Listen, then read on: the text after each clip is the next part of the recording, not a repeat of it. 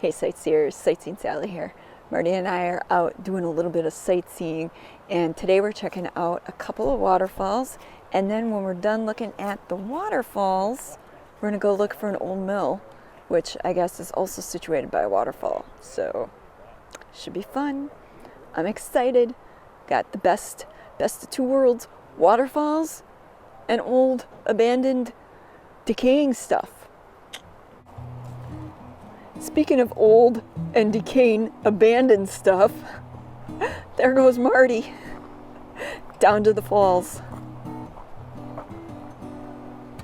The first waterfall we're at is part of the Ozark National Scenic Riverways. I keep screwing that up. I keep wanting to say Ozark National Scenic Waterways.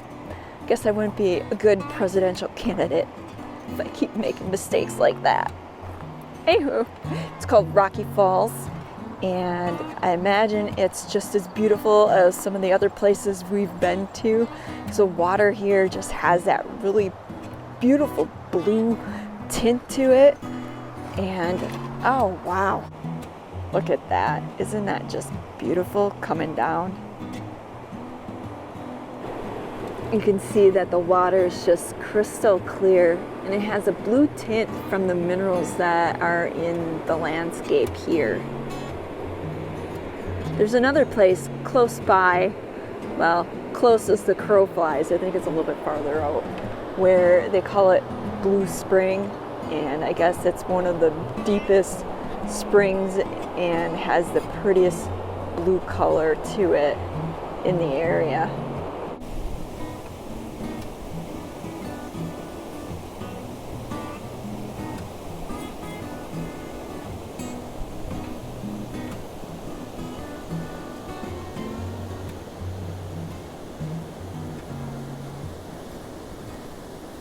I just happened to find this on the ground. It's a fossil in the rock. It's a shell. Something you'd find normally in the ocean, but here we are in the middle of a state, far away from an ocean, and there's a shell in the rock. How cool is that? And what are the odds that I just happened to pick that up off the ground?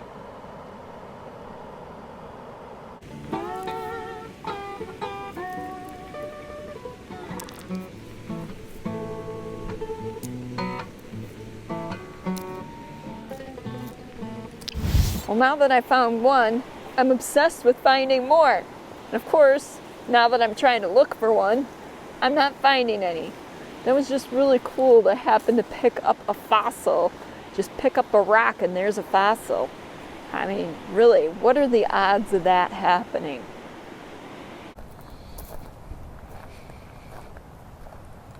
Well, as interesting as this was, I think it's time we move on and go try and find that mill.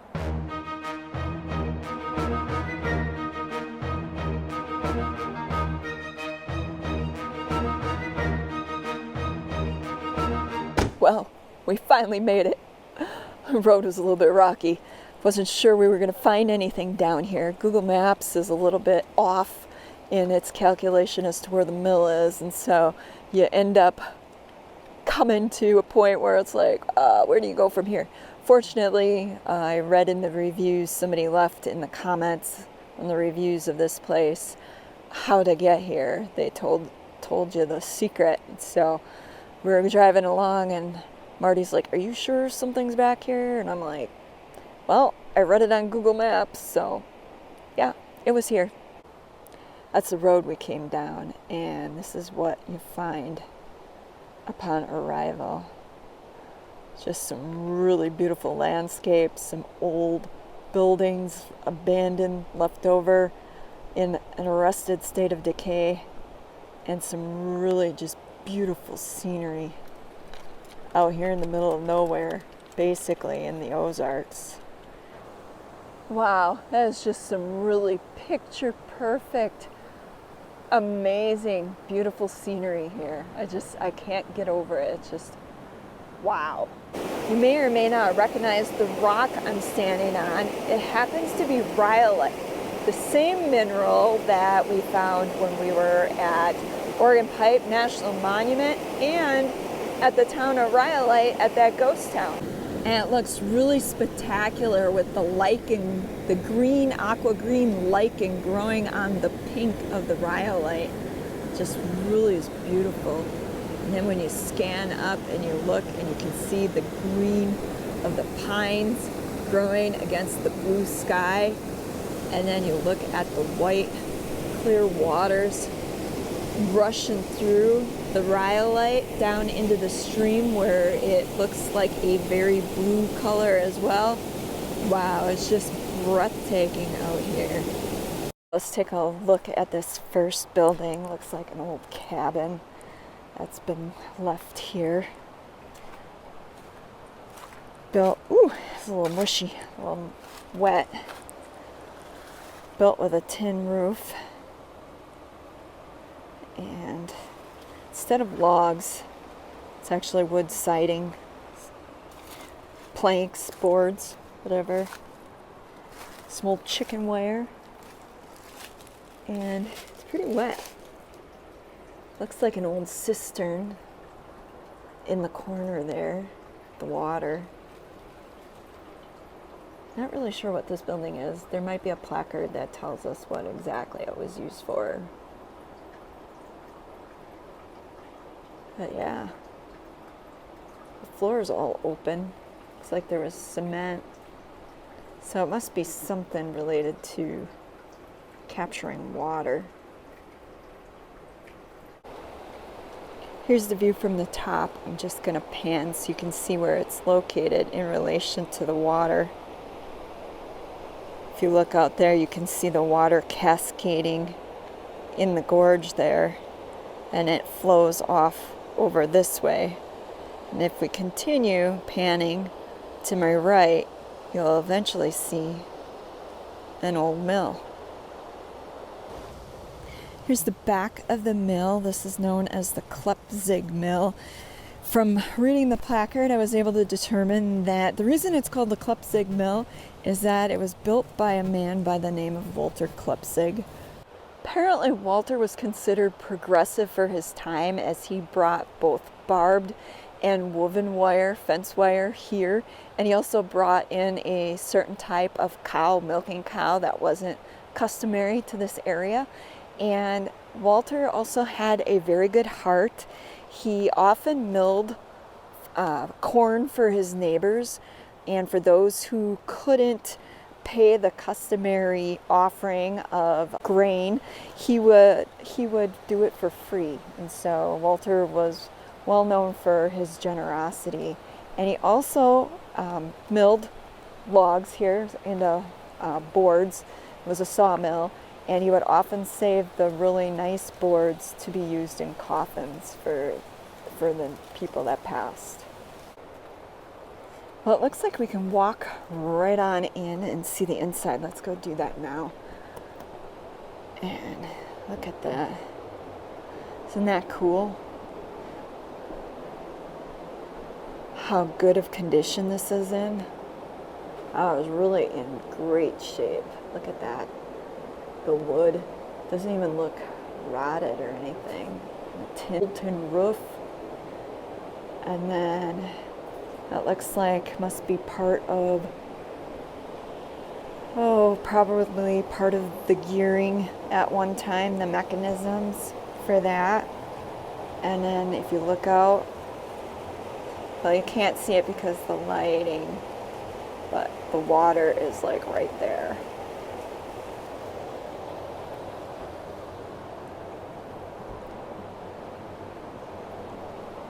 Check this out. Not sure what the little secret passageway in the side of the wall is for, but we'll go on inside and I'll show you what the hinge is made out of. It's really kind of cool. Do you recognize what that is, people? If not, that is actually from a Model A Ford. So they use that scrap metal from a Model A to make the hinge on this little secret door. It's from the hood. From the hood. That's kind of unique. This was the top, I believe, and this is the side where the vents were Some of them were broken off. I'm sure people broke them off, but let's cut a hood for the hinge. I wonder if they ran a belt out through here or what this is for. And had a saw outside. And the generator was in here for power. I'm assuming that's what this is or was. If anybody knows, leave it in the comments section below. Here's the other side of the mill. As you can see, they've cemented off where the turbine is, so you can't get a good look at that, but we can look at the structure from underneath and see how that looks. Let's just get over there without slipping, falling down the rocks here. These leaves.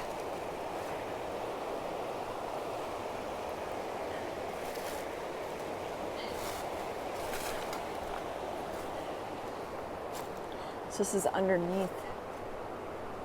You can see how they used stones, filled that all in underneath for the base, and then took planking and probably some sort of, I don't know if it's a 2x6 boards across.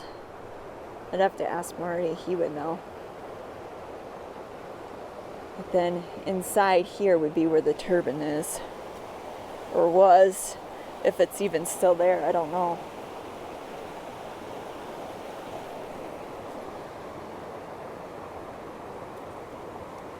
Wow. There's just something to see. I'm standing in what Marty just informed me is the sluice, which the water would have ran down from the water source here, the creek or the river, and then down over that way into where it would have ran in and spun the turbine. Here's another view where you can get a better look at where that sluice runs in to the old sawmill. It looks like over here they must have built some sort of damming type system as well into the Rhyolite, probably as a way to regulate the water going into the sawmill. Well, this was well worth it, I think. I mean, come out here out in the middle of nowhere, there's like nobody here, and all you have is the sound of the water rushing in the background. Oh, can you imagine what it'd be like to camp here? How soothing that would be. And it's just really beautiful here. Amazing.